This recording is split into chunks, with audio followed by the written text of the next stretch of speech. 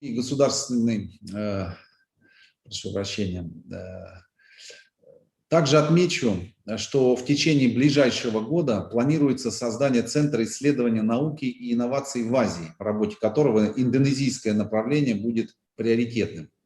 Разумеется, мы рассчитываем на развитие сотрудничества с Университетом национального развития ветеран, а также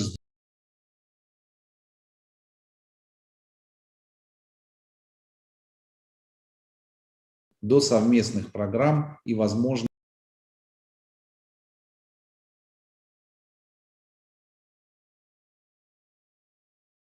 create a center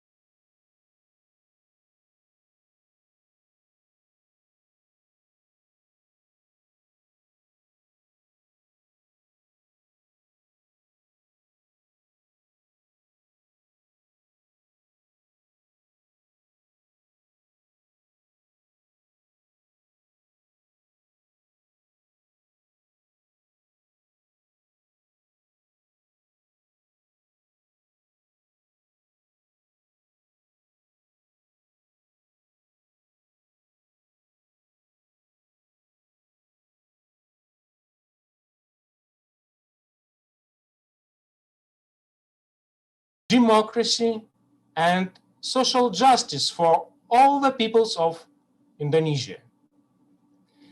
The Indonesian reforms of Pancasila principles created a very interesting symbiosis of Eastern philosophy, Islam, and the secular theory of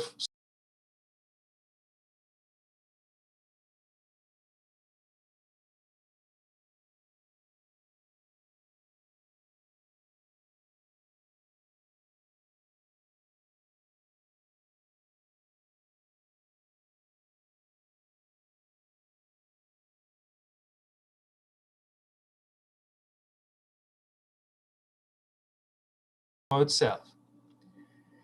In its view, the world powerless nations remain exploited and marginalized, no longer by opposing superpowers, but rather in unipolar world.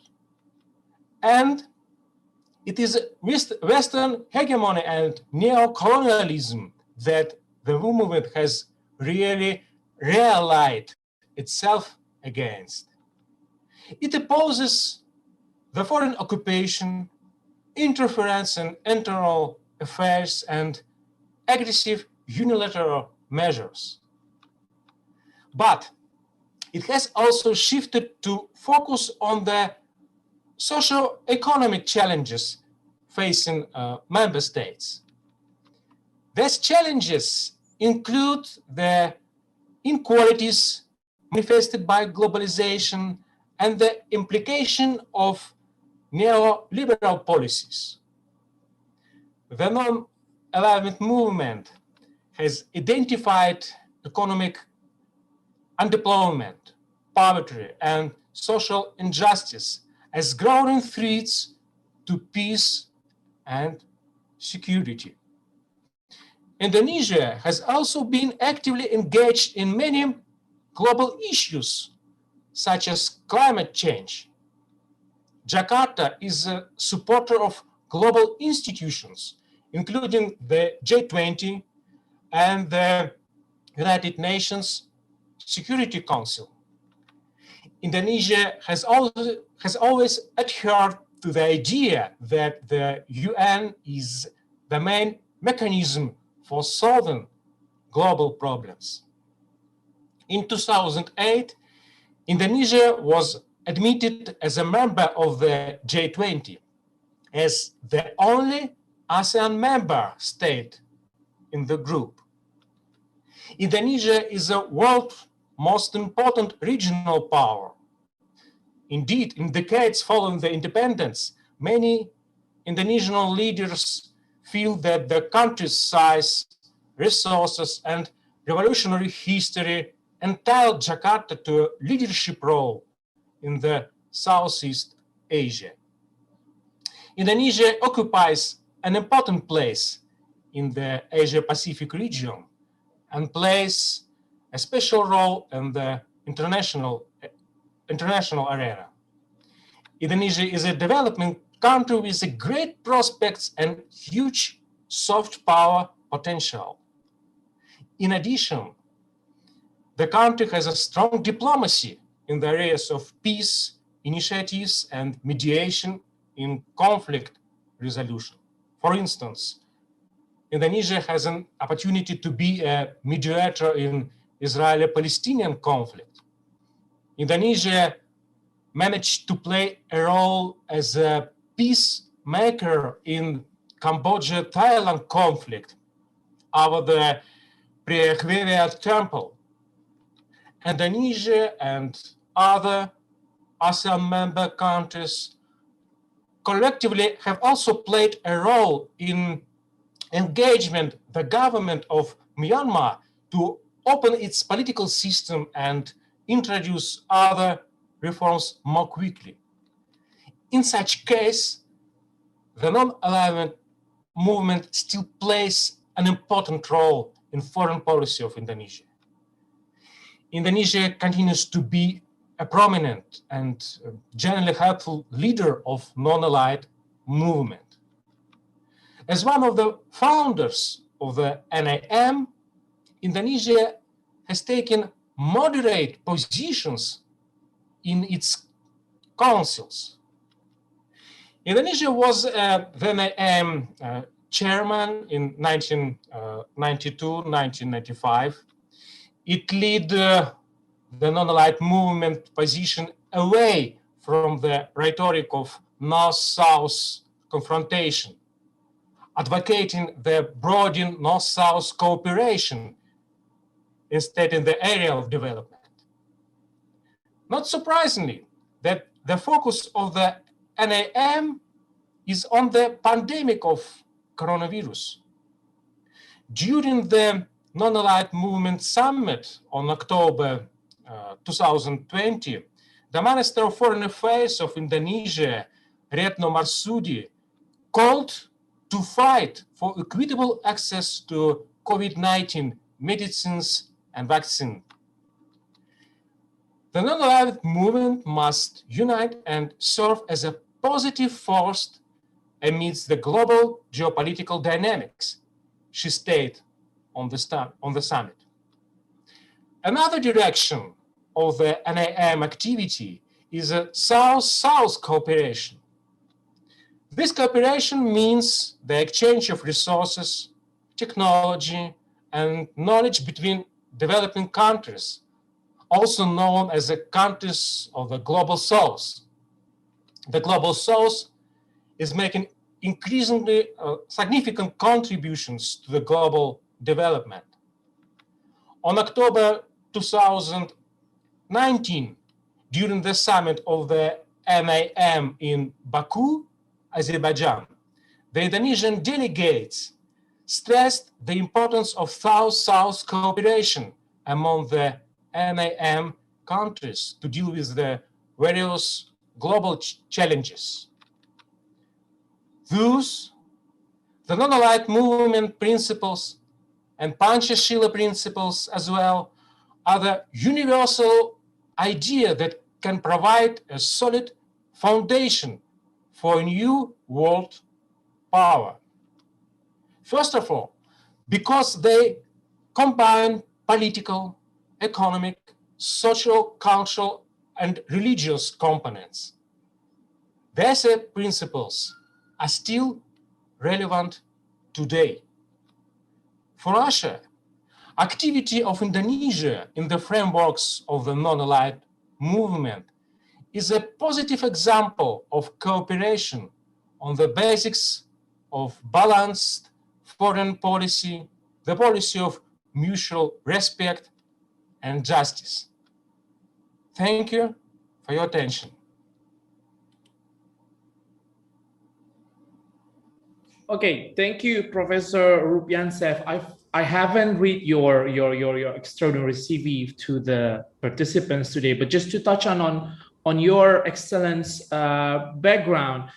So for you who might not know Professor Rupiansef, he is holding a Doctor of Science in History.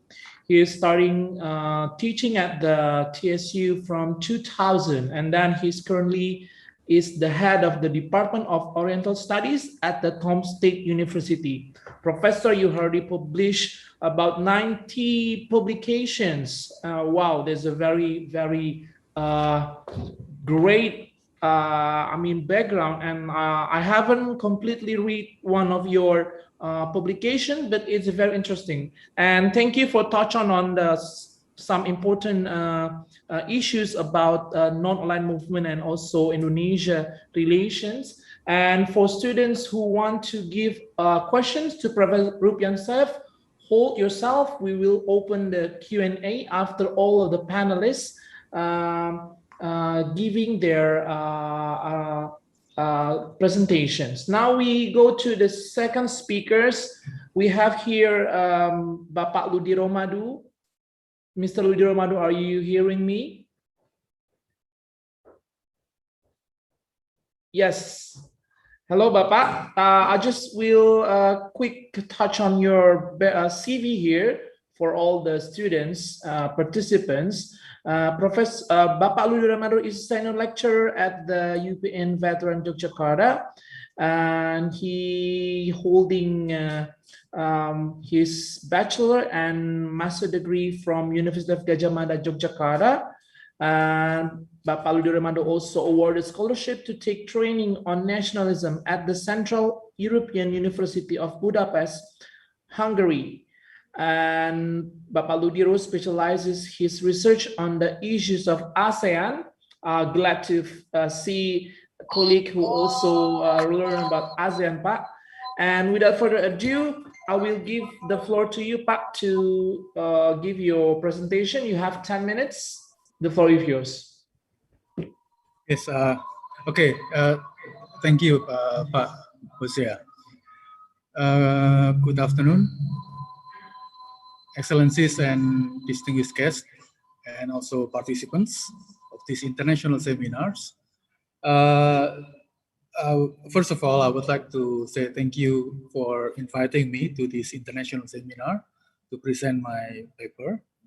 My paper entitled Indonesia-Russia, Some Questions in Promoting People-to-People Diplomacy in Pandemic.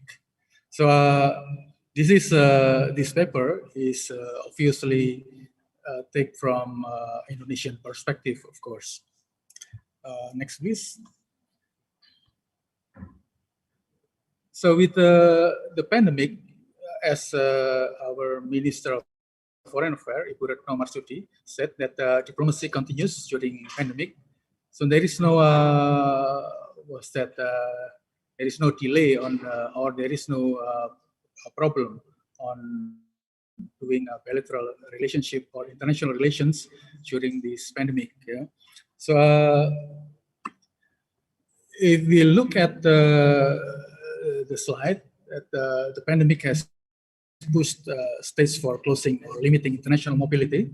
So we can I think remind ourselves on the first or second month, the first 2 months of the pandemic in March last year, that the states can do their national policy to close their international international kids like that.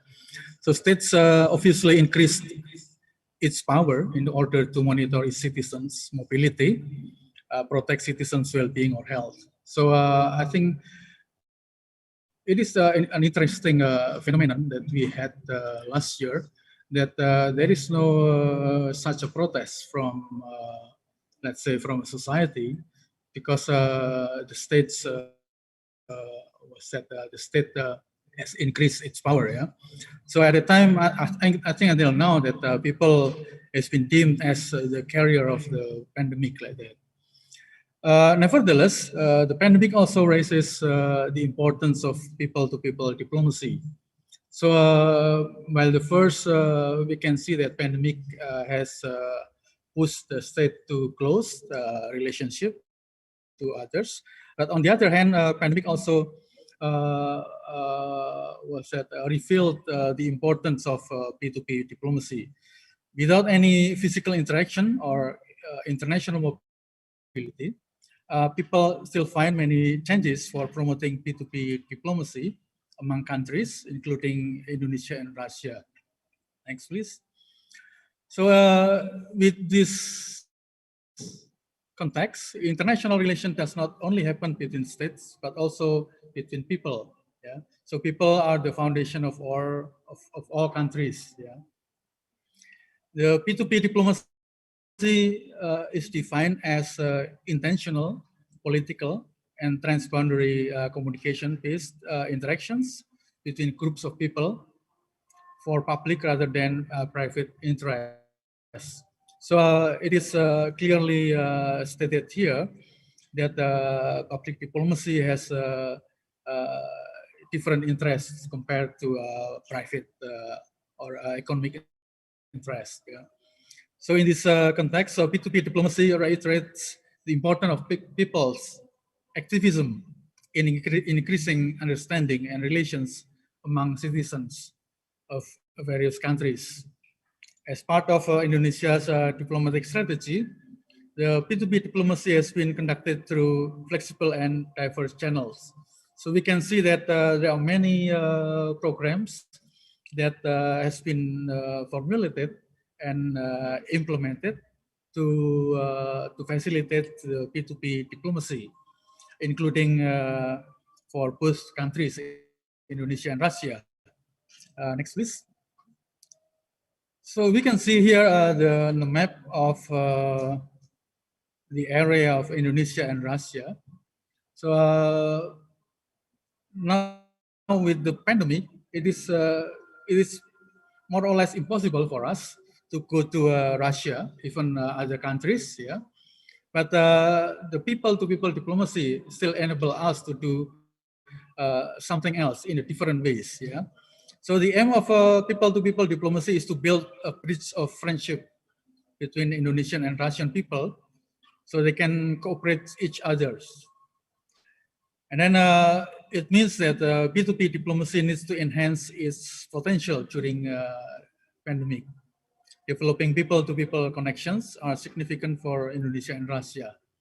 So this this explains how the importance of people-to-people diplomacy. So from this what's that introductory explanation, there's a question how do both countries take benefit from pandemic for promoting P2P diplomacy. Next, please. So in general, we can see that this kind of diplomacy is part of public diplomacy. The P2P diplomacy complements traditional and formal diplomacy.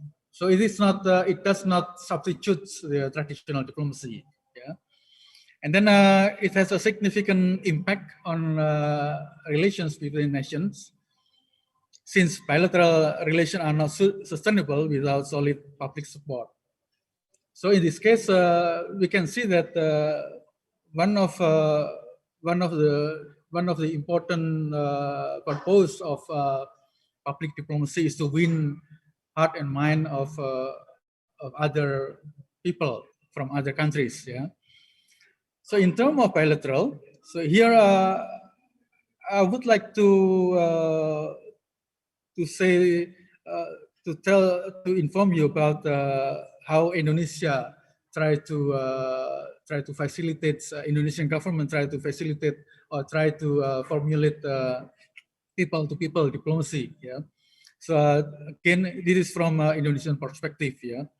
So Indonesian and Russia people-to-people relations can be seen in trade, investment, migrant workers, education, and tourism, and many others, of course. Yeah. One of its indicators is how many Indonesian works and study in Russia. Yeah. So in this case, we can say that student, for instance, is the main agent for P2P diplomacy. We can see that as the director of TSU informed us earlier that there are more than 50 students from Indonesia studying in TSU. Yeah, right now. So from Indonesia, we can see there are several scholarships that the government offered. Dharma Siswa from the Ministry of Education, yeah, and then Beasiswa Seni dan Budaya Indonesia, Indonesian Art and Culture Scholarship from the Ministry of Foreign Affairs, and then another is Beasiswa Kemitraan Negara Berkembang, Developing Country Partnership, yeah, scholarship, yeah, and then LPDP from the Ministry of Finance, yeah, and then the brand new one is Indonesian International Student Mobility Award from the Ministry of Education and Culture. Next, please. Yeah, next. Next, please.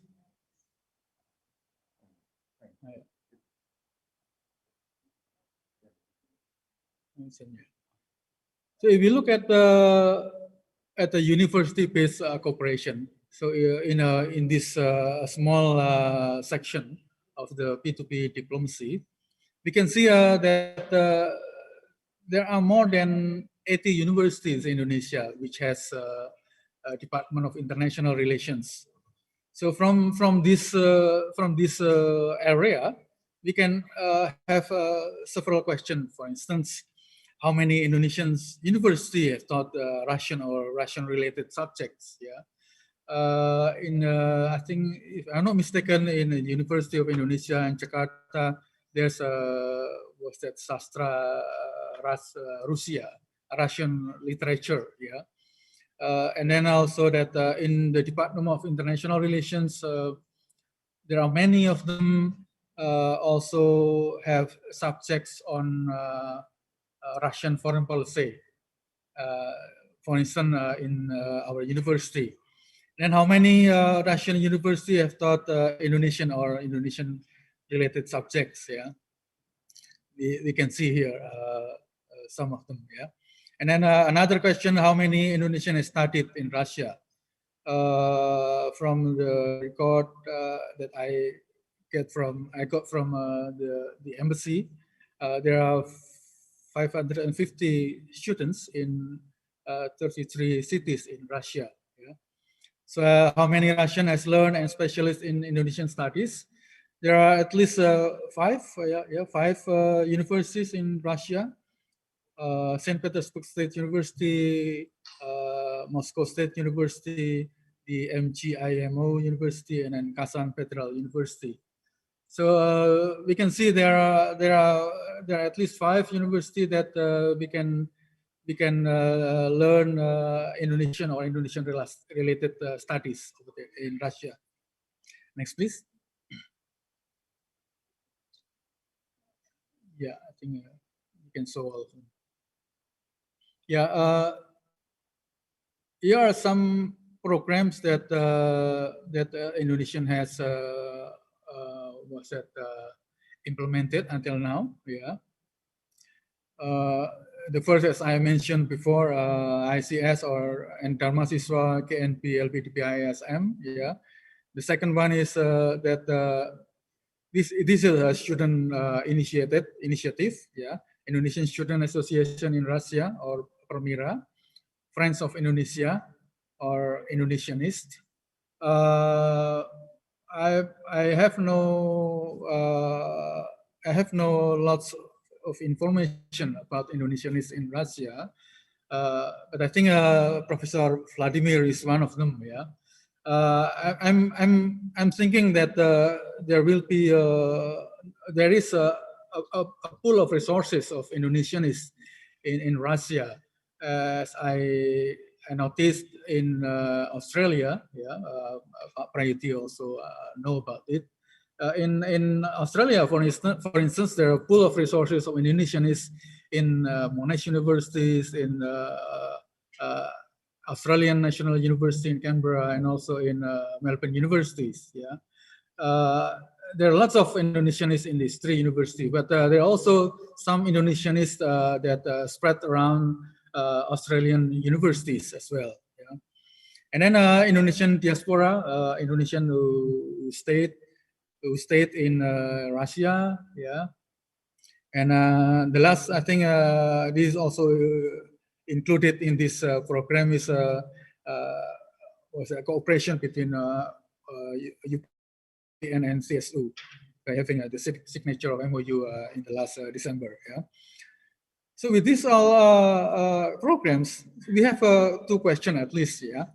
Does quantity matter during pandemic? Yeah. How does the importance of maintaining the existing program? Yeah. To what extent a program is implemented during pandemic? Yeah. These are some questions that I would not answer by myself. Yeah. But I give it to you, the participant, to think about it, and then to get to know how you try to answer these questions. Yeah. Next, please. And then I have some ideas to offer. Yeah. There are 4 options to get the programs of P2P diplomacy during pandemic. Yeah. We had, I think we have a metaphor in English. Yeah, the same old wine in a new bottle. Yeah?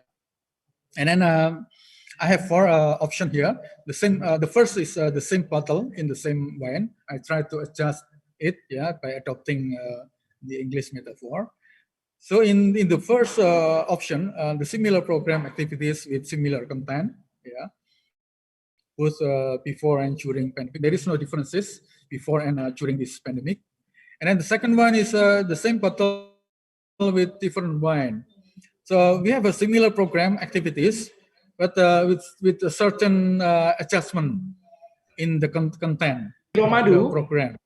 Pak Lubidirmadu, I'm sorry to interrupt. You have 1 minute left, Pak, to conclude, because we will give the times to other participants, speakers, and also to have time for Q&A. I see. Yeah, thank you for your information. So next, please. Yeah, the third one is a different bottle with the same wine. Different program or activities with similar content, and the fourth one, different bottle with different wine. Pandemic encourages the creation of a new program in the new content. And then I think I jump up to the last one. The conclusion. The next, please. Next, please. That I think the COVID-19 or the pandemic is still the main challenge for our diplomacy, or P2P diplomacy between two countries. And then the scope or relations or cooperation and the network of actors remains limited. Although some adjustments are already applied. And then the new approaches to some new issues are needed to increase the P2P diplomacy. I think that's all is my presentation. Hopefully that this will be beneficial for developing further cooperation between two countries. Thank you. Spasibo. Terima kasih.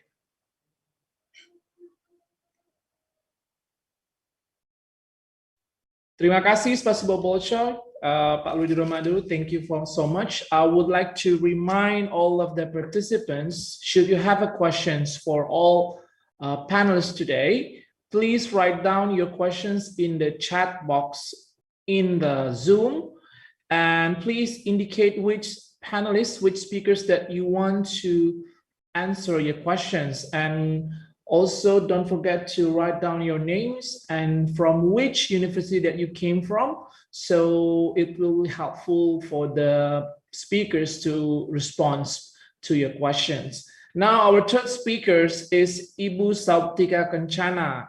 Ibu Sauptika Kencana is one of the lecturers at the Business Administration Department at the UPN Veteran Yogyakarta. Now Ibu Sauptika is has been taking her doctoral degree at the University of Diponegoro in Semarang. So innovation is one of her concern, or one of her key interests of while she's doing her dissertation's research. So Ibu Sauptika Kencana, without further ado, I'll give the floor to you. You have 10 minutes to share your ideas with us. Please, Ibu. Okay, thank you very much for the time.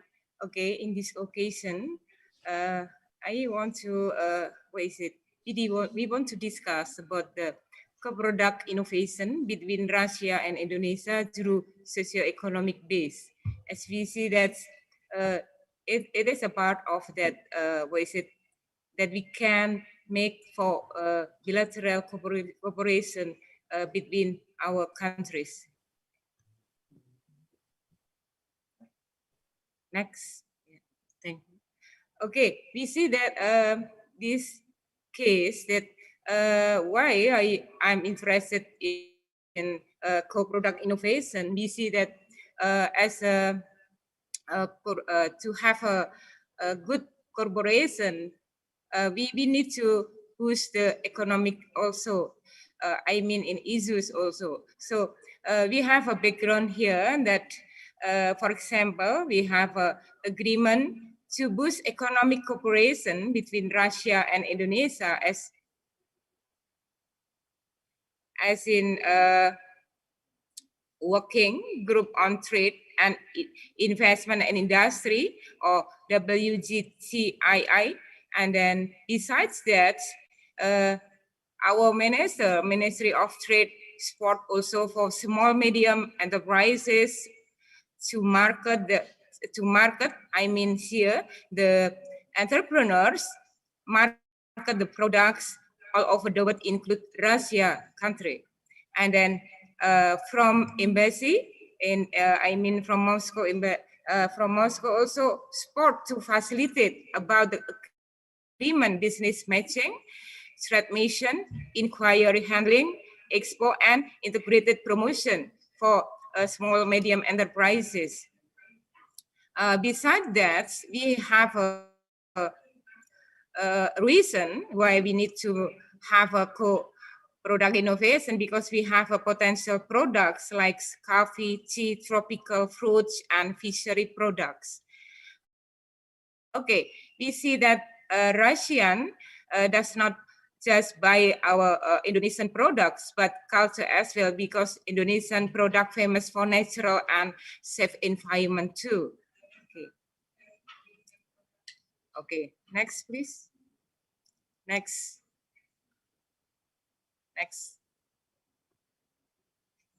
Okay, why co-product innovation? Okay, if we see the concept, co-product innovation is a work of generating innovative and exceptional design conducted by various actors from firms, customers, and collaborating partners. Yes, this I taken from Saragi and Tan, 2018. So here, it's mean co-product innovation between Russia and Indonesia means shared work of innovative products, the design conducted by various actors from firms, customers, collaborating partners of Russian and Indonesian on socio-economic society platform of both countries. So if we do this, so there might be the possible output of co-innovation, like new business model, new customer base, new customer value, and new products and services also. Next, please. Okay, there are 5 principles, elements within the idea of co-product innovation if we do this. Okay, the first, collaboration.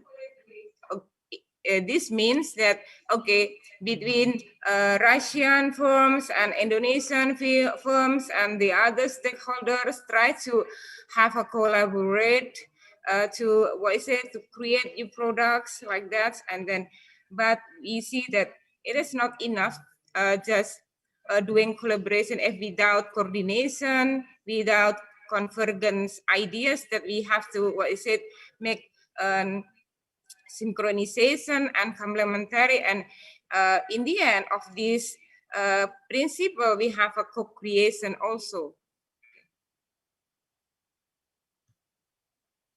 Next please. Okay, this is the potential outcomes that might be from co-product innovation if we do this. Okay, the product more acceptable by the market, and then it can be increased business growth, and beside that expand market for 2 countries and boost trade value for Russia and Indonesia also.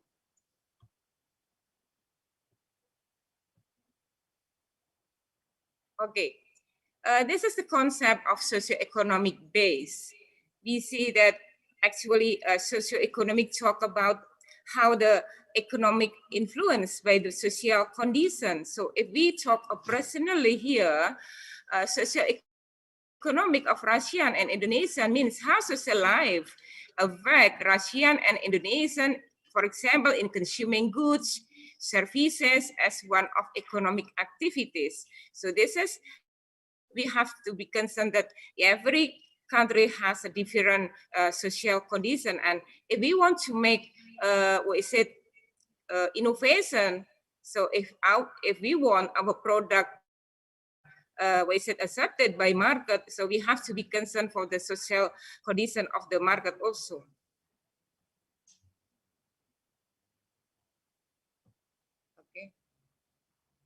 Okay, for the concept that I check here, that I took from Kotler's, that social aspect based on Kotler's market segmentation, we have a geographic, yes, based on the, for example, if we talk about Indonesia or Russia, we see that the condition of geographic and what is it, the place, yes, include the city is very various, and it can be the condition of the geographic influence the way the market consume of the products. Okay, and then beside that, we have a demographic also.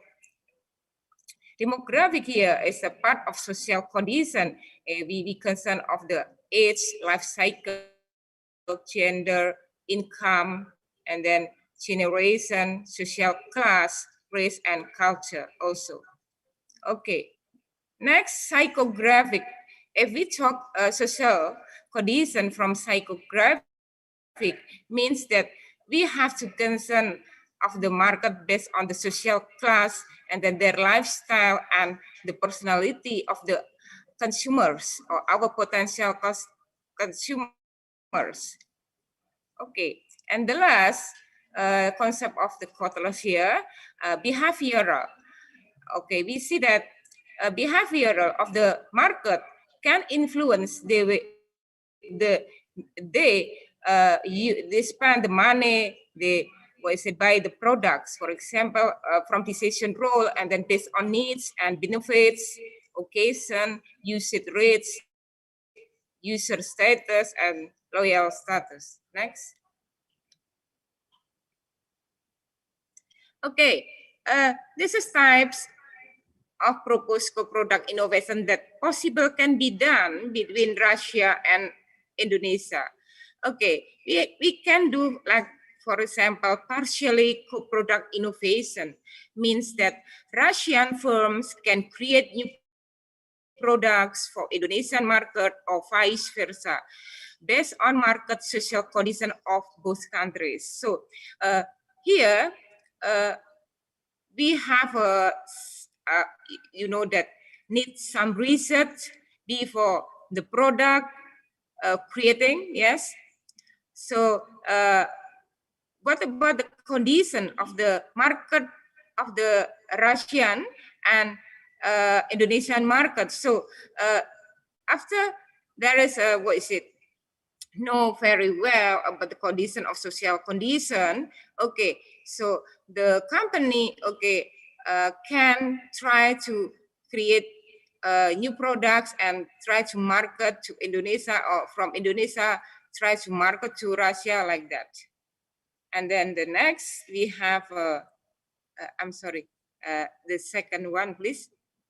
Okay, simultaneously co-product innovation means that Russian and Indonesian firms try to collaborate to create new products together based on market social condition also. Means that, so the products that will be marketed is the same for both countries. So here we there is need intense collaboration between the two, I mean, the entrepreneurs from Russian or Indonesian, or the firms, yes, or the stakeholders to be, to get the proper of the innovative products. Next. Next, please. Okay, this is the tool that I have, try to propose about design thinking as a tool of co-product innovation. We see that design thinking is a process for solving problems, actually by prioritizing the consumer needs above all else. Okay, so to get the solution of the market needs and wants, there is a, need some tools to do it. Okay, next. This is the stage of design thinking that the concept I take from Stanford University, that I try to modify, adjust with the market. Okay, we have 5 stages here: empathize, define, ideate, prototype, and test. For empathize, so what we have to do, explore what are the problems, needs, or wants of the products of Russian or Indonesian potential markets. So in this case, in this stage, try to explore what actually the problem. The problem can be more than one here. Okay, and then after we have the information from the empathize from the market, and then we try to define what actually the problem, I mean the real needs and wants of the market of Russia and Indonesia, of the products that they need actually a word. And then after that, try to get the solution by having ideas. So ideas here, it can be more than one ideas, because we see that more ideas is better than just one idea. So after getting many ideas, and then try to have the best one, and we try to make a prototype to make it real, to implement of the ideas. So making experiment product as a pilot. In this case, still tested for small scope. And then next, after we feel that the product is feasible to market, and then try to test here, market testing, and this still have probably needs for improvement of the products that the market wants or the market needs. Ibu Saptika, I'm sorry to interrupt. You have 1 minute to sum up your presentations. Thank you. Okay, thank you. Okay, next, please. Okay, thank you very much. Terima kasih. Spasiba. Spasiba. Thank you very much. Spasiba Bosho, thank you very much, Ibu Saptika, and it's a very interesting sharings that Ibu Saptika shared with us.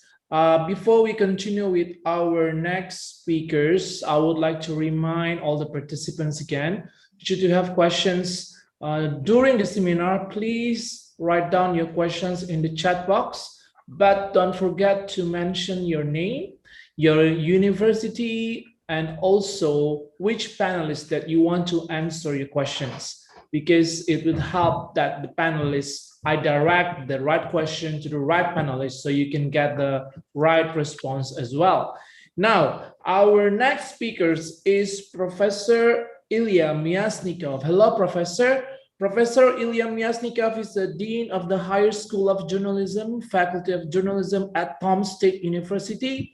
He has a very vast experience. He is a co-founder of the City Development Fund at Tomsk. He also has been a deputy editor of the newspaper Gorodskaya Gazeta Tomsk from 2009 to 2013. You have very vast, a very excellent background in journalism. So, Professor, without further ado, I will give the floor to you. You have 15 minutes to share your ideas. Thank you very much. Thank you for such an introduction. It's so pleasant to hear. Dear colleagues, I feel the strong reference to what told the 2 previous speakers about people-to-people diplomacy and about conjoint development of the product. I'll follow this logic, but my aspect is a specific one. It's about the stereotypes. If it's comfortable, I can share my screen just to make presentation more clear. Or it's okay. It's okay. That we'll use it. My subject of my speech is an issue of positioning Russia and Indonesia in media, in people's mind. I want to apologize that I will talk sometime about the stereotypes. I ask you not to see the direct meaning, but to understand the stereotypes about our two countries as an entry points to recognition of Russia and Indonesia from both sides. Of course, it's a great pleasure when your country is known around the world, and we're all proud when the best achievement of our culture and economy become subjects for discussion at the highest level, and it's useful when business and education of different countries open their doors to each other. We study details of life in our countries and look for points of convergence. However, it's worth recognizing that this is often only the beginning of a great journey together. During the period, the mass media reader know much less about the other country that we would like to know. They know a little, and it's a good start, but it's only beginning. Just one question: what do ordinary Russians, people we meet on the street, know about Indonesia? I'm not talking about the 160,000 people who have personally been on a visit, but about those who are just getting to do a discovery, just only doing their first step to Indonesian culture world and so on. Of course, Indonesia presents itself to us as a paradise destination for a wonderful vacation. That's what mainstream media readers think. Can you switch to the next slide, please?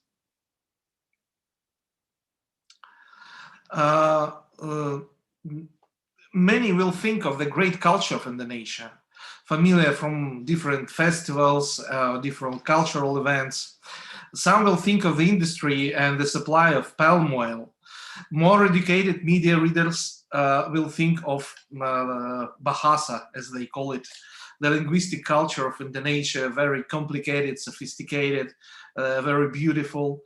And of course, a lot of people think of Indonesian cuisine, especially those who have been in the Kuta bar restaurants or the many cafes in London. And for those like me, who as a child dreamed about traveling and loved books about animals, the main friend from Indonesia was, of course, next slide. It was, of course, the dragon from Komodo Island.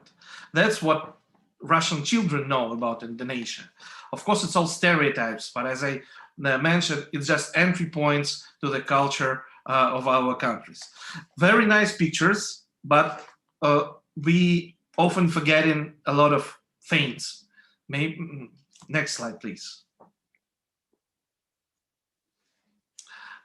We forget about the fact that Indonesia is one of the largest economies in the world, one of the fastest growing in Southeast Asia, a region that is adopting a new industrial order, about the fact that it's 250 million people who have enormous power to build a new economy.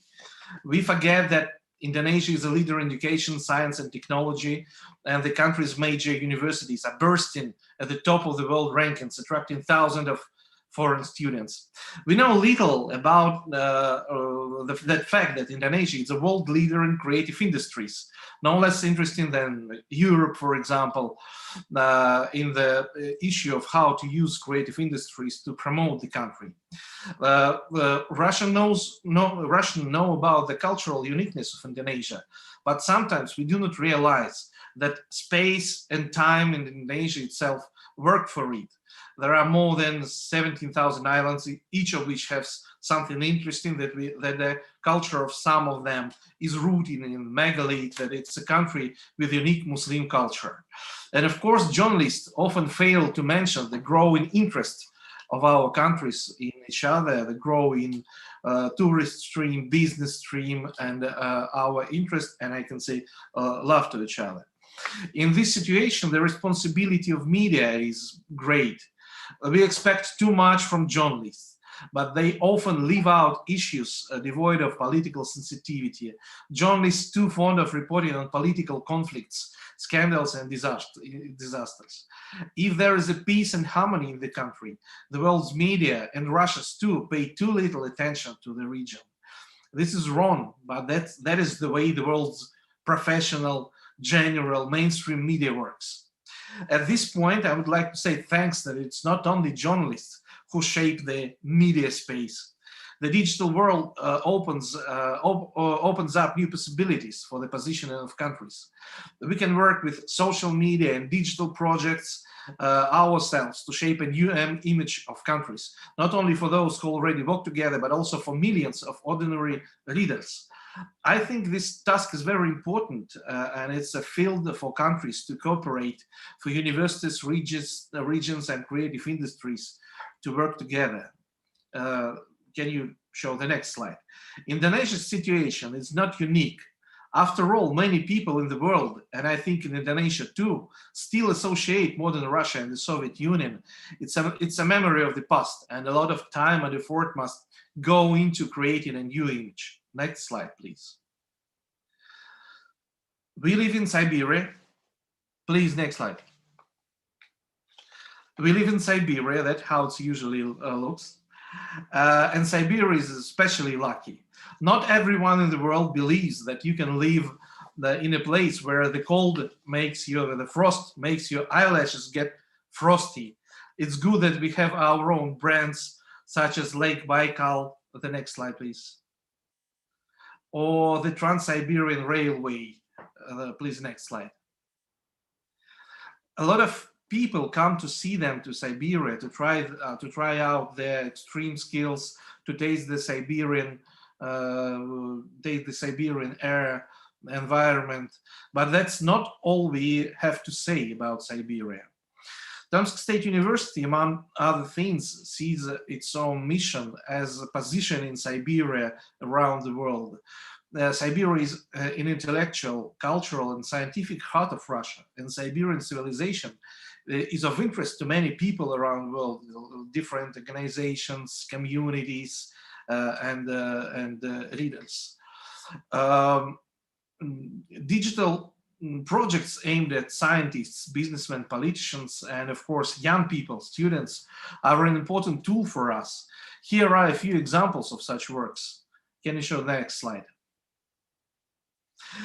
It's our small project. It's journalism and cinema students called Selkups Save Us. This project shows the world the story of how one endangered ethnic group of Siberia is trying to preserve its uniqueness and its language and its culture. The number of viewers of the project many times exceeded the number of the Selkups itself. For many people, this story became an example of cultural revival. That's how we try to catch the interest to Siberia from other countries. Next slide, please. Even more significant and much wider for us is the project called Trans-Siberian Scientific Way. It's not only the research organization, but also it's a phenomenon of a digital space which shows Siberia as an intellectual center. It's new materials that can only come from Siberia. It's new chemistry and medicine. It's unique anthropology and a unique place to study climate change, biodiversity, and landscapes of all types, different forests, different landscapes, different soils, and so on. You can find it all in Siberia. And Trans-Siberian Scientific Way, it's a guide for the scientists who want to start the research, to start a project in Siberia. Can you show the next slide, please? You can find it in App Store, but last week our application was released. It's an electronic book created by Interact's unique team. Interact is a research organization to study optics. It's led by Nobel laureate Terry Callaghan, and this electronic book appeared in App Store. These are stories about the Arctic that we turned into a digital project with different animation, infographics, interactive elements, and so on. Of course, for us, creating such a project, it's not just the publishing, it's not just the desire to make a digital product itself. It's also the unique educational experience, and we include international students in the study of Siberia in live practice, in live experience. Can you show the next slide, please? Here you can see some of our students in the upper left corner. It's a German photographer student, Jakob Schnetz, who visited the coldest city in the world. He stayed alive, and also he played a small role in the movie made by local movie makers. Many foreign students themselves overcome stereotypes and get to know the people of Siberia, and some of them become real stars of journalism with the projects they did in Siberia, like Emil Duque or Nana Heitman. If you Google these names, you will find their stories published from Siberia in global media, in global newspapers. Of course, it's only the part of the work. Of course, it's small steps in positioning the region and the country, but big things begin with such small steps. What have we learned during this time, and what I can offer to our universities, to our creative communities and in the industries? I can say that images of our countries and regions are our responsibility, and we can do a lot to destroy negative stereotypes and show each other's true face. Can you show the next slide? 3 points that are literally important for me. First, we must actively explore the digital space. There are 1 million people waiting here for interesting stories, and you can find your audience, you can find your people here faster than in big media, faster than via the traditional journalism. And also digital space, don't afraid of COVID-19. It's a very good pandemic and post-pandemic tool to set the strong connections with the wider audiences. The second point is that we can bet on creative industries. While the machine of economics is so slow to build sustainable connections, the creative industries are making fast, close, and very heartful emotional contacts. The language of culture is very, very powerful. And of course, we can bet on student initiatives, on interest of our young readers, young audience, of our young scientists, young journalists, and so on. Young people from different countries have a lot in common, and they, I can say they shape the future, and they do not afraid to move across the boundaries between the countries as far as going to be open. They do not afraid to have a journey in space and time. And of course, we must move together, Russia and Indonesia. We get to know each other, and with that, we get to know ourselves better. That's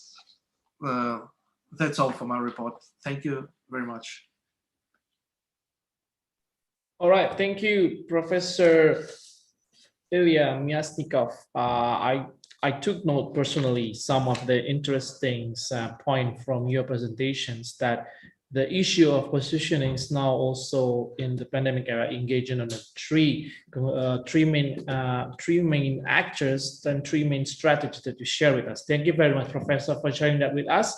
Once again, I would like to remind all of the participants, I read some of the question has been posted in the chat box, but I also noticed that some of the question has not been properly addressed to which panelists. So if you have a questions, Please do not forget to write down your names, your university, as well as to which panelists, speakers that you want your answer to be answered. Okay, now our last speakers for today is Associate Professor Prayudi.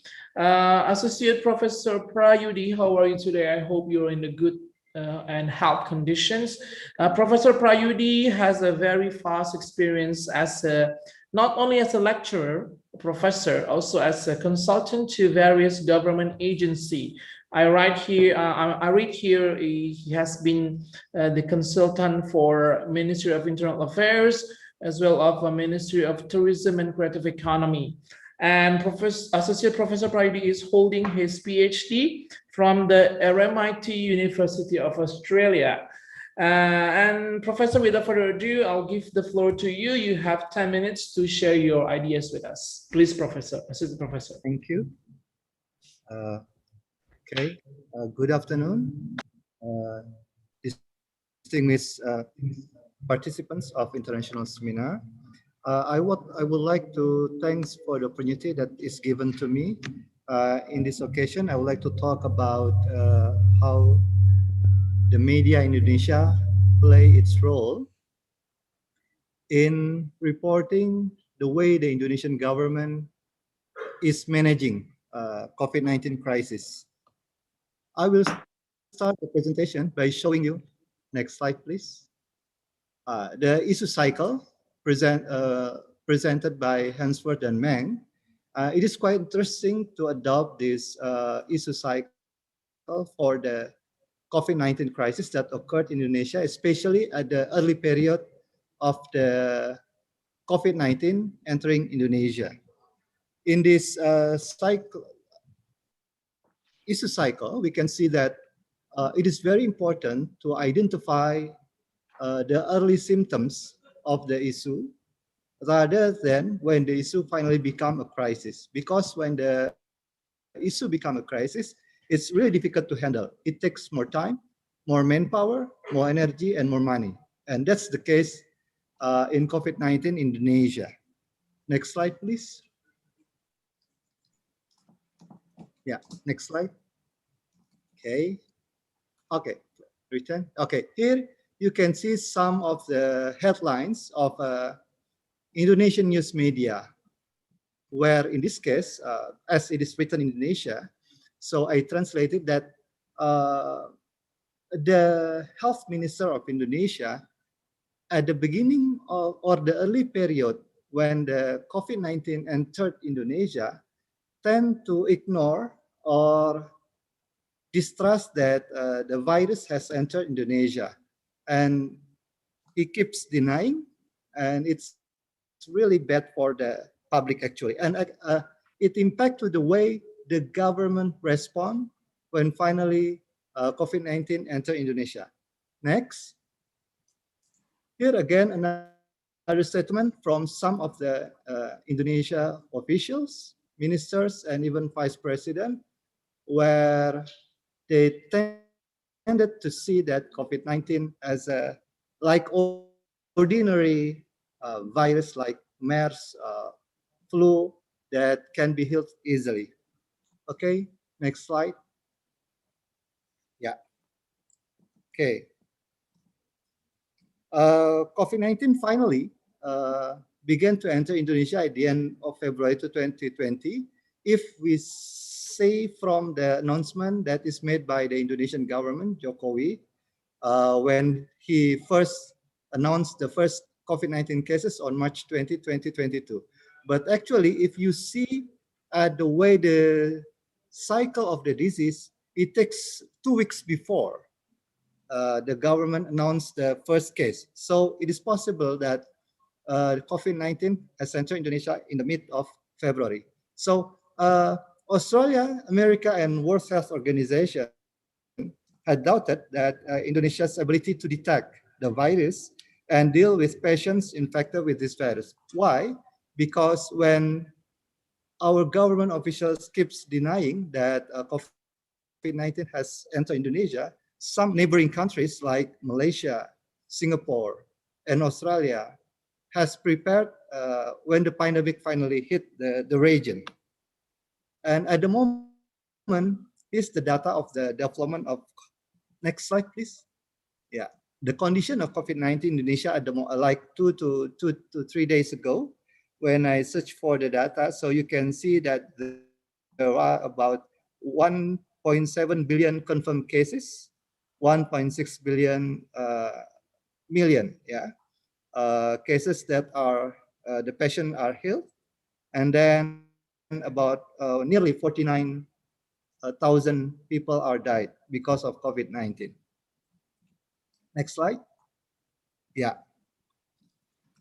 The role of the news media in this crisis is very significant concerning the government efforts to overcome the crisis. Also, the media can become the tools for the government to convey informations or policies that are taken by the government to overcome the COVID-19. This fact is a challenge for news media institutions to keep their distance from various interests to convey information on messages independently, objectively, and value-free. Next question. So the research questions that I raised during my research last year was how the studies identify and describe the analysis of Indonesian government crisis communication news in the face of the COVID-19 issue. Okay, next slide. Yeah, the result. The media under study pays attention to how the government is managing the COVID-19 crisis. This seriousness cannot be separated from the government response when the COVID-19 began to emerge in China and slowly spread to Asia. At the beginning of this virus emergence, the government tended to ignore the signs that the virus was about to enter Indonesia and even made this virus a joke at some point. When COVID-19 finally appeared in Indonesia, the impression of being unprepared and confused when the economy did not work due to the COVID-19 impact colored the news from the media under study. Next slide. Okay, so the media under study is actually detik.com. It is a news media online established in 1996 and founded by some journalists that was former of Tempo News magazine journalists who were banned in 1994 by the New Order government. So some of the journalists of Tempo who were idle, and then they established a new news media online, which at that time was not in the radar of the New Order regime. Okay, next slide. Okay, Detik, sorry, written. Yeah. Okay, Detik.com pays attention. I analyzed 32 news items for the period of from February to April, and then I identified 32 news items that discuss or portrayed about the Indonesian government crisis management of COVID-19. And then I classified into some three major issues. The first one is the government underestimated corona. Second one is government policies in dealing with the coronavirus. And the third one is how the government shifting responsibility to local government, and also the public response of government policy on COVID-19. By the way, I did not want to take the credit for myself. This research actually conducted by my colleague as well. Her name is Virginia Ayusagita, and she is here with me in this seminar room. Okay, table one. Yeah, next slide. Yeah, this news item portrayed Indonesian government underestimate the coronavirus. From this news item, some of the news item, the TICCOM or the media under study tends to report the government steps that underestimate the COVID-19. It is at the beginning of the, when the issue start soaring, when the COVID-19 start being a discussion among the officials, among the presidents or leaders of the countries in the region. So the TICOM reports the government steps that underestimate the COVID-19 outbreak fairly and balanced. It means that when the media report the news, it tries to balance the news without judging or what do we call, provoke or contra to other parties. The balance in reporting includes the dimension of balance, yeah, report the whole story, objective, fairness, and accuracy. The media under study also warned the government of the potential for this outbreak if it entered Indonesia. The media under studies focus on how government and health sources talk about this outbreak at the beginning of the virus emerging in Wuhan and its potential to enter Indonesia. So basically the media not only criticize the government, but it also warned the government to prepare in case of the virus entered Indonesia. Okay, next slide. Yeah. The second findings of the research which talk about how the news media under study portray the way the government dealing with the crisis. The media under study appreciate the way the Jokowi administration crisis management handle the way the crisis occurred in Indonesia, especially in the formation of a COVID-19 task force. However, interestingly, in some news item, it also criticized the government because the Indonesian government stated that COVID-19 is a national disaster after World Health Organization insists Indonesia to announce COVID-19 as a national disaster. Okay, next slide. Yeah, and the third one discuss about public response to government crisis communication.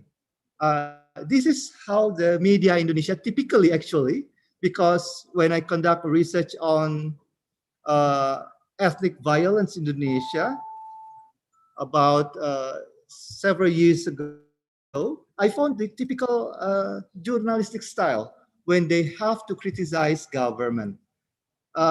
In this case, the media understanding use the research report from the second party. So it is a secondary data, and then they put the report on the news and says that it shows how the public respond to the way the government handle the crisis, which is basically public did not really satisfy. Yeah, but the research still need to go on because it has been a year now, so we need to see the result. So in the end, next slide, we can conclude that as an online news media institution published by former journalists from credible media banned in the New Order era, the TICOM, the media under study, has turned into high quality online news media with a distinctive Indonesian perspective. It reports the issues straightforwardly, and the TICOM tries to be impartial and present a balanced perspective following its editorial policies and fourth pillar media standard. What is fourth pillar? Fourth pillar is the same as the fourth estate. It means that the fourth power in a country after legislative, legislative, executive, and judicative is the media. And the media understanding seeks to reveal how the government responded at the beginning of the crisis and how the government policies in dealing with crisis and how the public responded to government policies in managing the crisis. News were constructed with a distinctive approach to Indonesian journalism, namely providing understanding to the public, supporting better development pathways, and politely delivering criticism. So I would also like to add that Indonesian journalistic reporting style is quite different than developed countries, where sometimes we do not criticize the government blatantly, but sometimes the media are using a technique where they use news sources from sometimes from the government, sometimes from the academicians to criticize the government. But these are the findings of the research that has been published in an accredited national journal in Indonesia. Thank you.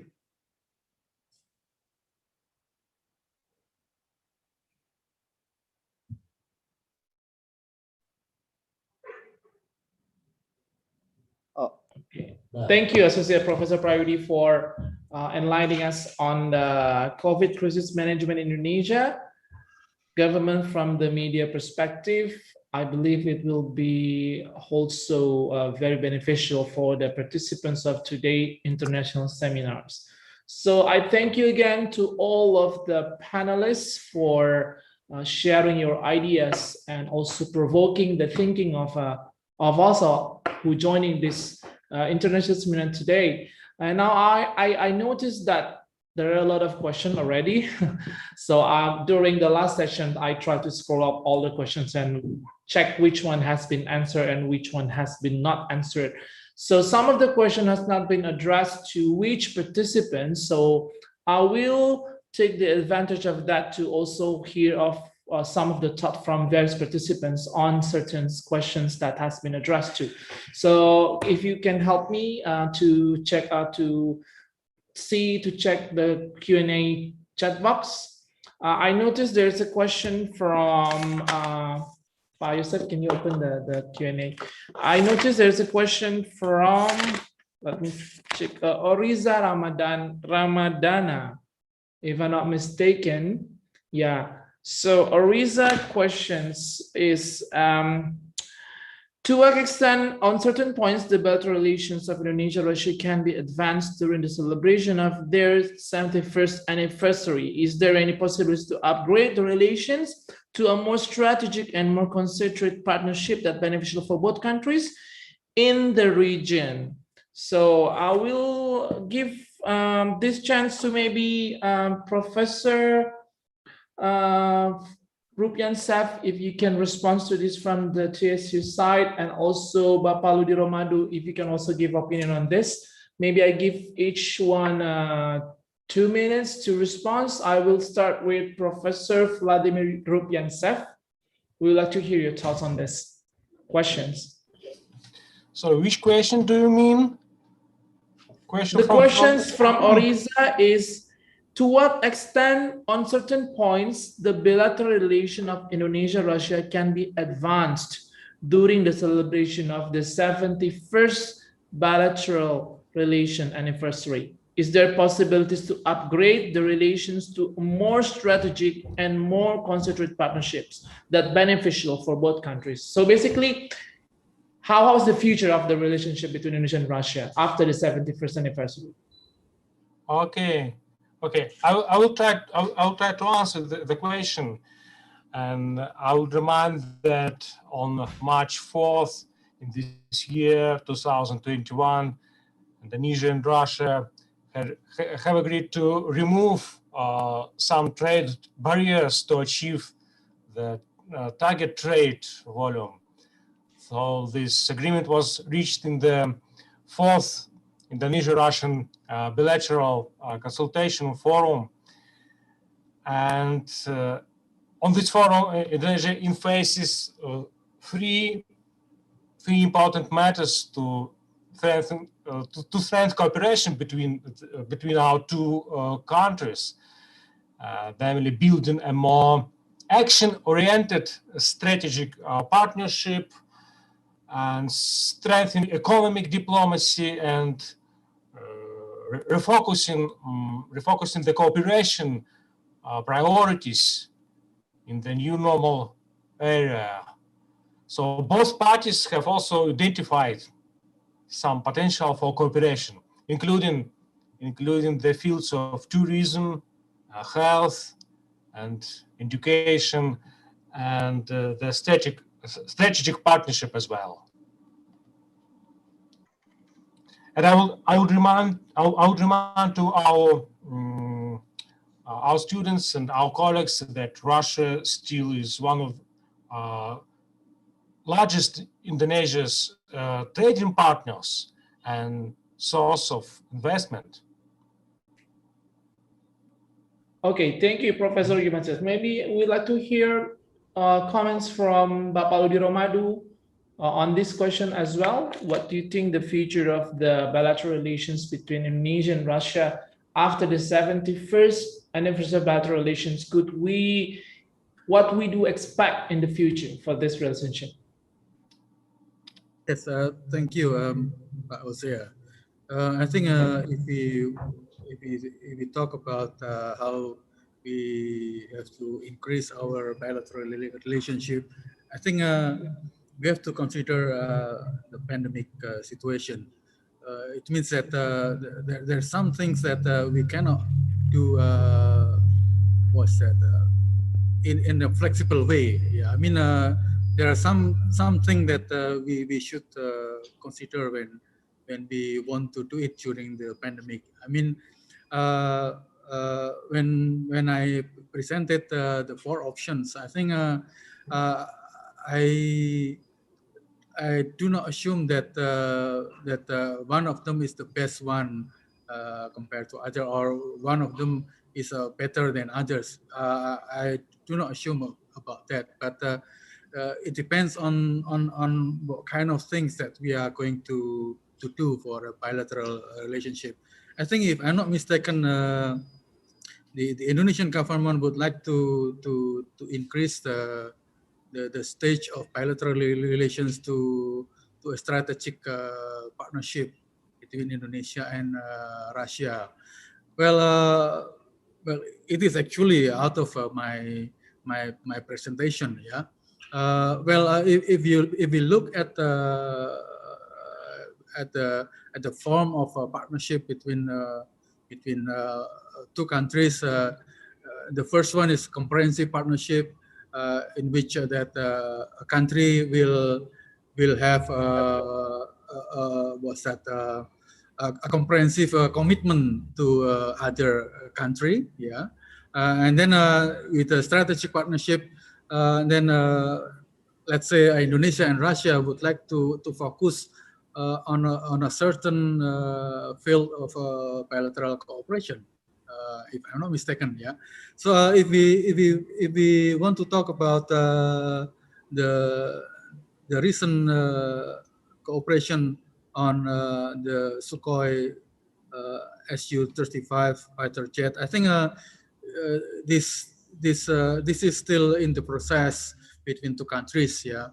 I do not know. I do not have any information about this issue here, because it is. But I think during 2020, yeah, our Minister of Defense had been 3 times to Moscow, I think. Yeah, and then hopefully that there will be a clear information about the Sukhoi Su-35 fighter jet. I think that's that kind of information that I can share with you. Thank you, Pak Hosea. May I also add a couple of words? Sure. Well, Professor Arten, please. Yeah, thank you.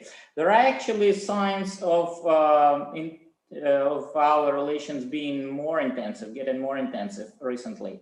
For instance, you could heard about 5100 project of academic excellence, which was successfully developing in Russia from 2013 to 2019. And our university is a participant, and it's Googleable, Project 5100. So during that project, all participant universities, 21 of them, has once or more visited Indonesia. These are top Russian academic institutions, 21.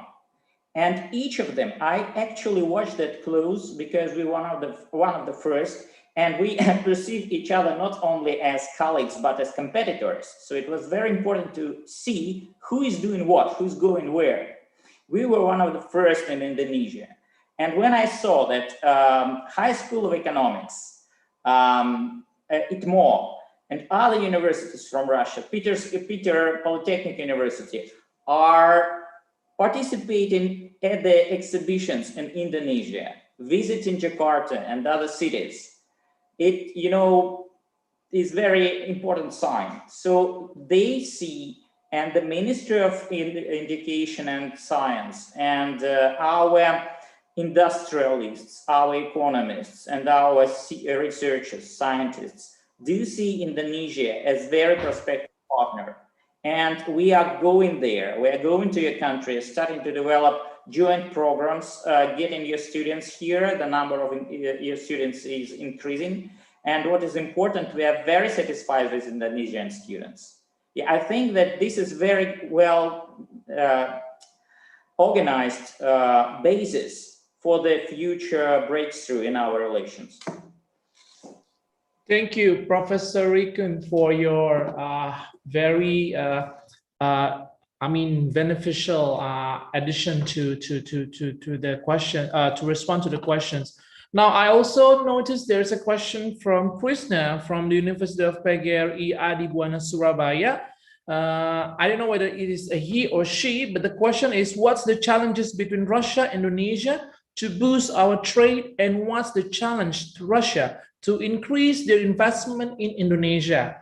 Now, I would like to hear comments from Ibu Saptika Kencana from UP and Veteran Yogyakarta, and probably Professor Ilya Myasnikov. I know maybe this is not your cup of tea, but I know if you can give your views on it. What's the challenge between Russia and Indonesia to boost our trade, and what's the big challenge to Russia to increase their investment in Indonesia? I would like to start with Ibu Saptika Kencana. If you can give your insight on this, about 2 minutes. Mm-hmm. I can give you only insight from the media aspect, what I can see in digital sphere, and what I can see in major media. One of the major questions is the questions of understanding each other and creating the local connections between companies, not only between the great corporation, but also between entrepreneurs, between city communities, between creative communities, and of course between journalists. And I think the big challenge is to understand that Indonesia, it's not only the tourist country, not only the place to visit, but it's also the great economical strength, and it's a great human capital. And I think setting these small connections, but in big scales, can change also the situation in business-to-business cooperation. And today we talk about people-to-people or peer-to-peer communication, diplomacy. I think this step is maybe even more important than the communication between the government organization or so on. We have so many questions to discuss, not only the big questions, not only the questions of politics and so on, but the questions of business, the questions of communications, and to be a little more open, because we've seen how it started, for example, with China several years ago, how it started with Thailand several years ago, and people in Russia understand this country. They understand what they can wait for when they travel there, or where they can make business. So I think we should broaden the local communications. That's my idea. That doesn't mean that all the rest doesn't matter. But my idea is not to forget about the local communications. And communication between the universities is a good example of such work. Communication between students and so on. Of course, we have 57 students from Indonesia in Tomsk right now. It's a good community, but it can grow in 10 times. And the stream of Russian students going to Indonesia can be broader also. Thank you, Professor. Maybe Ibu Sabjika Kencana, do you want to add on what Professor Miasnikov has been shared with us on how we can boost the economic cooperations and trade between two countries? Okay, thank you very much. Okay, I see if we have information recently, actually, there is a good trend for investment from Russia to Indonesia. We have increasing investment, but if we want to make it to be better, I mean to boost it, actually we can boost by based on how the government willingness to to lose or to omit some barriers for investment. I mean to invest from Russia to Indonesia. Actually, this is a important point that we have to be concerned, because the government policy here take the key role for that, for the investment itself. Okay, I think that's it. Hello. Questions, several questions related to how should we try to promote a positive image for each country through media? I know Professor Miasnikov has been answered some of these questions in the chat box, but maybe I would like to hear from speakers from UPN. Associate Professor Prayudi, could you maybe add on, if you could have a time to read what the questions has been addressed in the chat box. Professor Miasnikov eloquently has been answered the questions, but maybe if you can add on how is the way for each country to promote this positive image for each own country to their own respective people through media. Maybe Professor Prayudi, Professor Prayudi, you can add on your thoughts and ideas on that. Okay, thank you, Mr. Hosea. One thing when we want to grow or develop good reputation or image or brand about a country, so it is very important to engage as many stakeholders as we can. It means that we need to involve either the community, media, also the local government, as well as business industries. So all stakeholders that are there is a common concept that is called pentahelix, which consists of ABCGM, academic, business, community, government, and media. So if we can create a forum where each representative can involve in that forum, and then it came up with the same either regulation, either programs, either policies that can create a good reputation or a good positioning of a country, then it will easily engage all stakeholders on that helix. So there are 5 pentahelix that we need to concern if the government want to build a good reputation or a good brand of a country. Of course, the media is very important because it amplifies the impact of the brand itself. So it is important to engage the media since the beginning. That's why the government or any responsible, any stakeholders that are concerned with a good development of a brand of a country, they need to get involved and they need to get engaged. So the communication that is need to build must be two-way communication instead of one-way communication. And the media plays significant role in that position.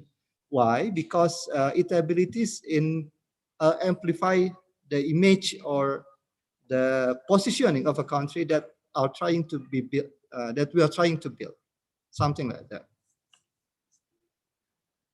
Sorry. Maybe Professor Myasnikov, do you have add on your comments on top what you have been shared with the students in the chat box to these questions?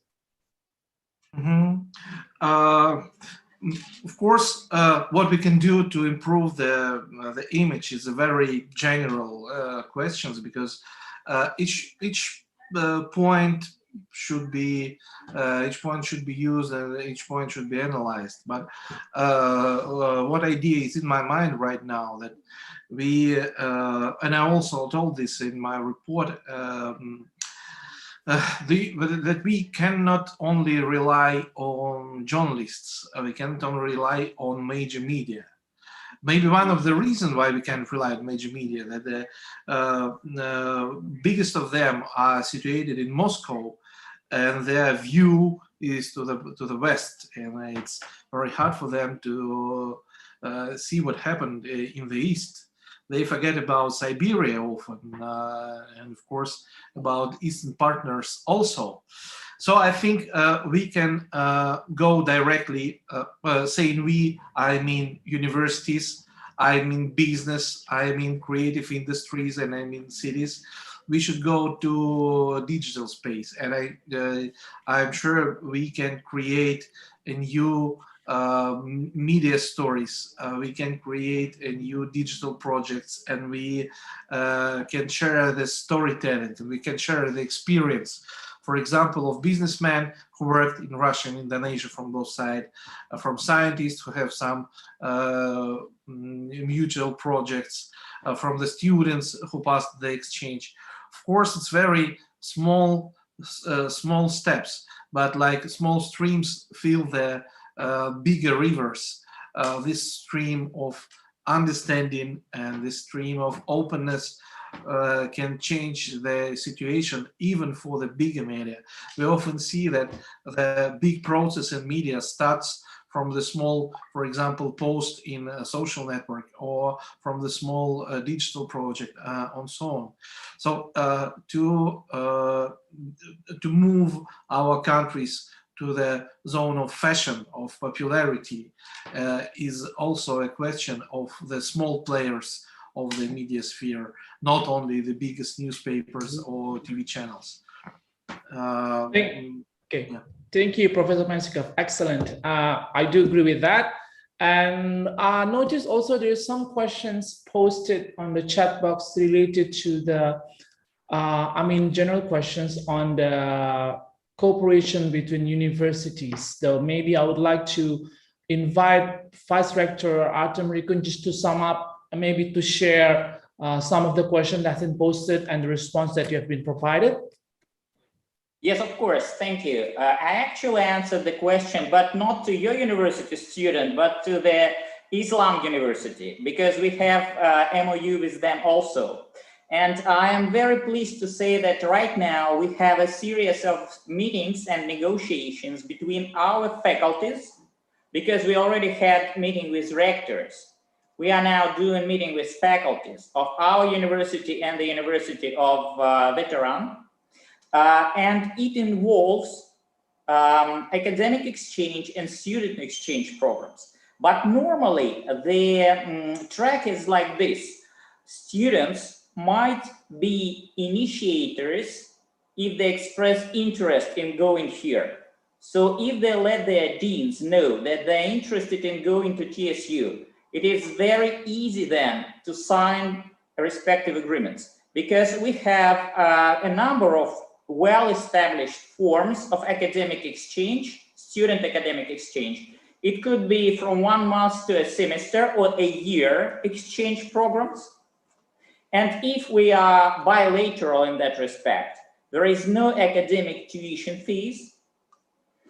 And besides that, we could develop joint full-size programs, both bachelor and master, and we have summer and winter schools, which we actually will be happy to announce and invite your students to. We've been doing this quite successfully before the pandemic, and this year we're also doing this, but in, of course, online format. So that's very easy practice to start. I mean, it could be even cultural part in there, because we've been developing this also, and it will be very good first introduction. And then when the pandemic is over, it's easy to travel. We will be doing it physically. But first, your initiative. If you let your deans and rectors board know that you are interested in that sort of exchange, then they will probably come forward and we will support, and we will do the same actually. Let them know that you're interested. Thank you. Thank you, Professor Rikun. Excellent. Now, I believe there's some question that might not have been answered, or maybe have been answered. I cannot track down all the questions in the chat box, but some of the questions, I just want to respond to a question from Raffi Hadiputra from UPN Yogyakarta. You're asking about why in the president era after Sukarno, the military sphere has been decreased cooperation between Indonesia and Russia. I would like to comment as an official from the embassy now, it's not true. Maybe you might not have been exposed to the informations, but the cooperations between Indonesia and Russia is flourishing in all sectors, including in the defense. So if you'd like to know more on that, you can write on email to us so we can share the idea with you. Now, I think we have concluded to our Q&A sessions. Thank you very much to all of the speakers, to also faculty members, vice rector, and also dean of the faculty that joining us today. It's a pleasure to listen to your excellent views, as well as to intrigue the students to share their ideas and thoughts. And I'll feel honored to lead the discussion here. I learn a lot also. I make a lot of notes, and I believe students also feels the same. Now I'd like to conclude the sessions of the management of the International Seminar today. And I will give back the floor to the MC. Thank you very much. Stay safe and stay healthy. See you again in the next webinar. Terima kasih. Spasibo Bolsho, thank you very much. I'll give the floor back to the MC at the UPN Veteran Yogyakarta University. The floor is yours. Thank you so much, Mr. Moderator, and all our esteemed speakers. May I now have the honor to invite our guest of honor, Professor Insinyur Nizam, MSc, DIC, PhD, IPU, ASEAN, and Director General for Higher Education, Ministry of Education, Culture, Research, and Technology of the Republic of Indonesia to give his closing remarks. Thank you very much, moderator and MC. Excellency Ambassador to the Russian Federation, Bapak Jose Tavares, Bapak Dr. Muhammad Irhas Effendi, Rector of UPN Veteran Yogyakarta, Professor Edward Galazinski, Rector of Tomsk State University, speakers, distinguished speakers, professors, ladies and gentlemen, and also our beloved students. Assalamualaikum warahmatullahi wabarakatuh. Very good afternoon to all of you. It's an honor for me to join this webinar on celebrating the 71st anniversary of Indonesia-Russia bilateral relationships. I think this collaborations between the two countries has been going from strong to strong, from strength to strength, and especially in the fields of research and education. So I would love actually to share information with you through slide presentations, short presentations, to emphasize the opportunities of collaborations between the two countries. As you might be aware of, the Ministry of Education and Culture, Research and Technology emphasizes the importance of the emancipated learning programs as the policy of the government in transforming our universities to become more relevant and innovative with regard to the current global development. So as a background, the statistics of higher education in Indonesia, there are more than 4,000 education institutions in Indonesia, catering for currently 8.5 million students actively engaging in the system, with more than 280,000 lecturers, professors and lecturers. And considering that the development in the fourth industrial revolution is so dynamic with the coming of the technology, artificial intelligence, machine learning, and many rapid development in science and technology, we have to move from the prescriptive way of doing educations where we work in silos into more emancipated, self-directed, and flexible learning to give the opportunity to all students to develop their talents, their passion, and aspirations through what we call Campus Merdeka program or emancipated learning program, where students can spend up to 1 semester out of their subject. They can take different disciplines from different faculties, up to 20 credits. It's 1 full semester. And in addition to that, up to 2 semesters, up to 40 credits, they can take from experiential learning from outside the campus. Off-campus activities is one important element that we need to give students the opportunity. These off-campus activities can be student exchange. Students from UPN veteran can spend up to 1 year at Tomsk State University, for instance, to get full credit from what they learn in the partner universities, which will be transferred into their home university. So that way, students can have the opportunity to learn from any resources, many resources that they can get into.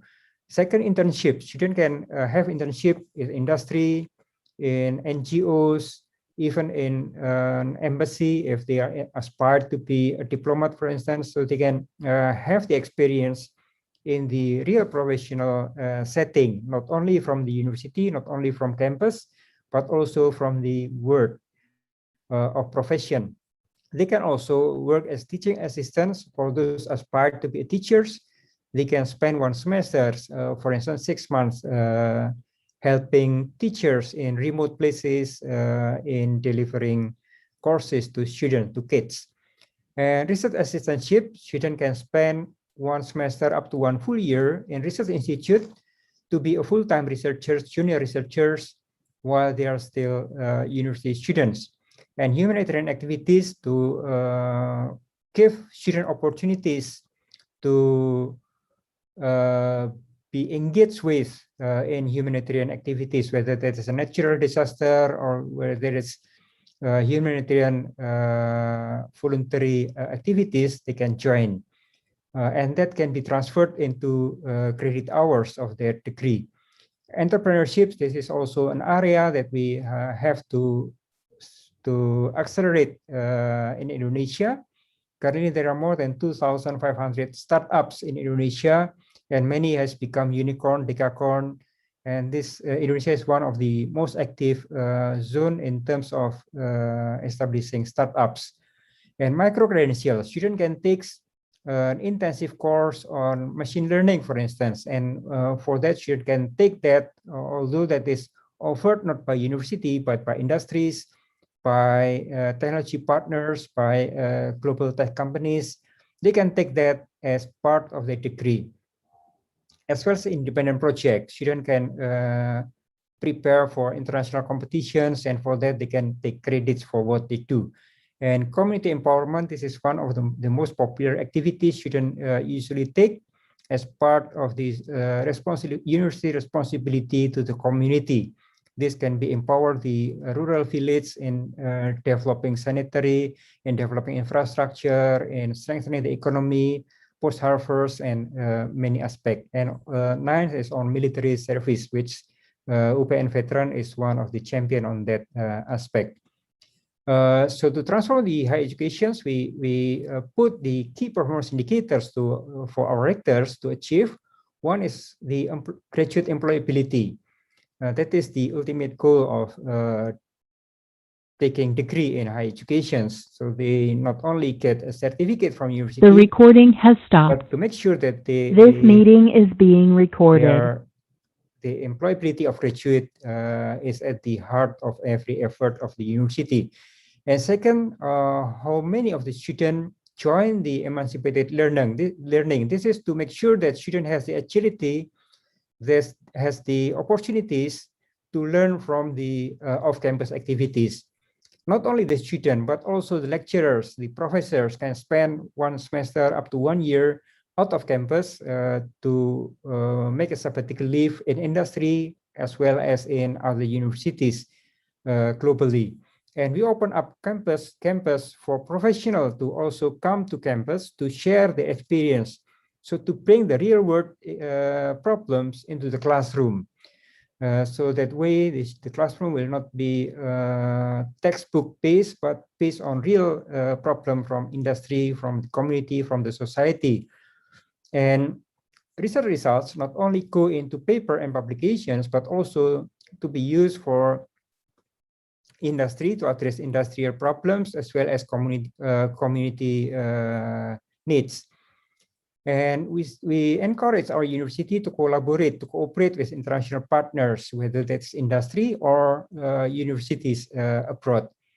And the classroom, we would like to transform the classroom from rote learning into more dynamic, case-based, project-based learning. So that's why we invite professionals to get into the classroom, to come into the classroom, not just teaching, but to engage the real problem into the classroom, to bring the real problems, real world problems into the classroom. And we, of course, would like to see our universities to take international standards by taking international accreditations. And to support that, the government already put a lot of resources to support that activities. One is for the key performance indicator for our university that achieves the target or beyond. The government will provide incentive for what they achieve. And secondly, matching fund. This is to engage more industry into the university. Every penny industry spent to the university on research and development, the government will put the same amount of resources. So it will double the impact to the university as well to the company and the society. And significant resource also put into competitive funding to transform the university into more agile, participative, emancipated learning.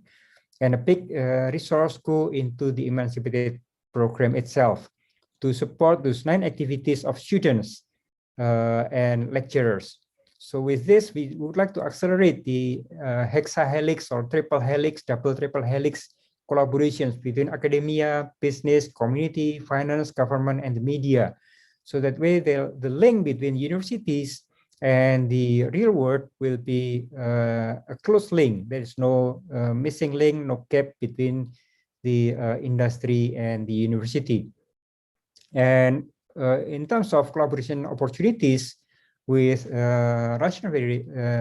Russia, I think like the university consortium, we would love to see a consortium of university from Russia and Indonesia working together, collaborate together on exchange students, staff, as well as joint research, joint project, joint publications, as well as curriculum development, student and staff exchange, internships in industries, scholarships for our students. Now with the support of the government through LPDP, the Endowment Fund for Educations, scholarships open for not only graduate students, but also for undergraduate students, not for full degree, but also for like intern or like 6 months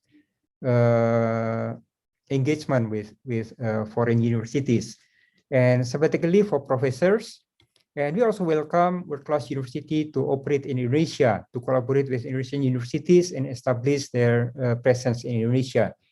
Micro-credentials, this is also an opportunity for our students to take micro-credentials offered by reputable universities as well as reputable industries or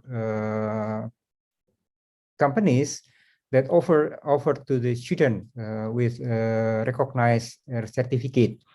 And of course, during this pandemics, we welcome online learning development between the two countries.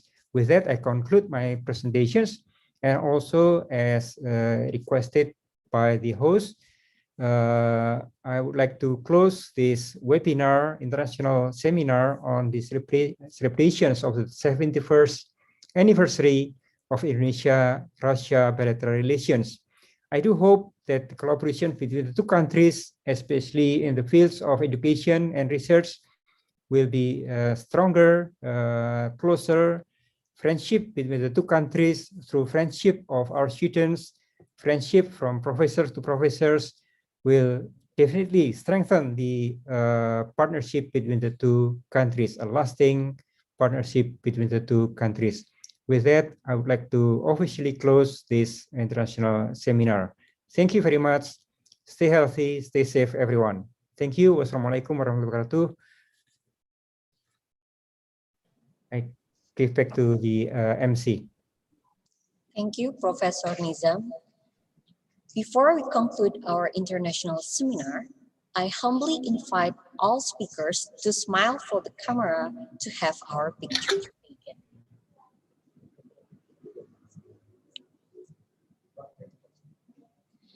In 3, 2, 1.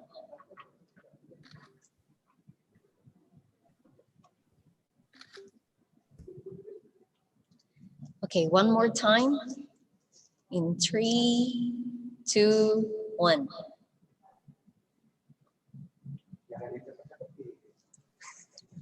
Thank you. Okay, thank you. Ladies and gentlemen, we have concluded our event today.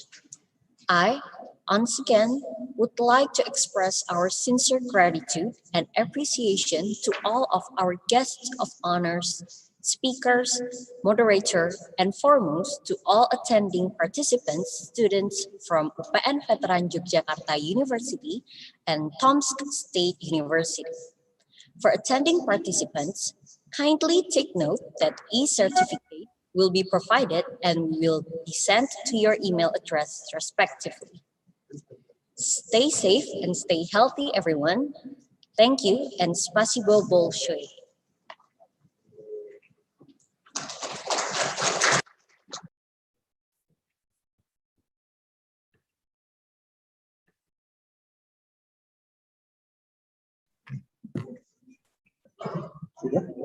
Sudah. Thank you, Prof. Rikun. Terima kasih banyak, Pak Hosea. Thank you so much, Professors Miastikov, Professor Rikun, Professor Yupiansev, Bapak-bapak, Ibu-ibu yang ada di UPN Veteran Yogyakarta. It's an honor for me to in the same seminar with you. I'm very delightful. Thank you very much. Stay safe, stay healthy. Speedy recovery, Professor Timoshenko. Unfortunately, he cannot joining us. Send our best regards to Professor Timoshenko, Professor Rikun. Thank you. Thank you.